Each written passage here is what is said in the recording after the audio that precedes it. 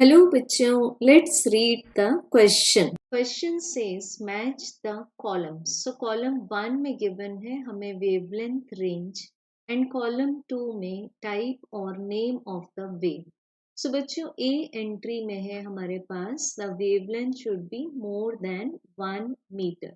So अगर हम इस चार्ट को observe करें, so this chart will be telling us that for the wavelength इस चार्ट में हमें जो वेवलेंथ गिवन है increasing from left to right, this is in metre.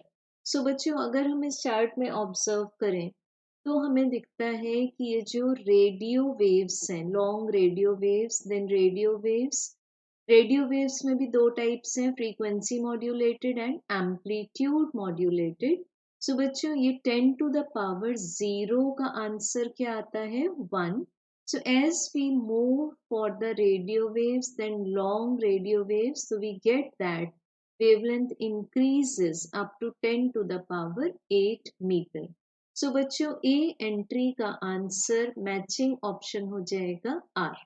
Then we can check for B, जहाँ की wavelength है 0.1 meter and the shortest is 1 millimeter. So इसको check करना है अब हमें. तो इसके लिए हम अगर देखें, हमें इसके लिए लेफ्ट साइड में मूव करना पड़ेगा. सो ये जो माइक्रोवेव्स हैं, दिस इज अप्रोक्सीमेटली फ्रॉम यहाँ से स्टार्ट होकर इस पॉइंट पर एंड होती है microwave. So this is 10 to the power -4 metre, क्योंकि वो इसके भी लेफ्ट में है. सो हम देख सकते हैं कि करीब करीब ये इस पॉइंट पर एंड होती है.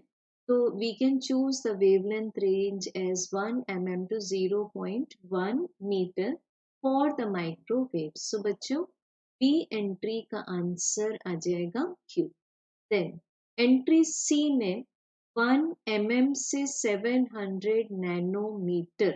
So 700 nanometer is the minimum value and 1 mm is the maximum value. तो जब हम लेफ्ट की तरफ मूव करते हैं वेवलेंथ डिक्रीज होती है एंड राइट की तरफ मूविंग पर वेवलेंथ इंक्रीज होती है. सो बच्चों हम देख सकते हैं that in the case of infrared waves यहाँ पर 10 टू द पावर -4 से भी ग्रेटर वैल्यू आएगी. So that will be probably 10 to the power -3. It means हम इसको क्या मान सकते हैं? 1 mm. एंड इसकी जो शॉर्टेस्ट वैल्यू है वो 10 टू द पावर -6 से भी कम है. So we can take it just like 700 nanometre.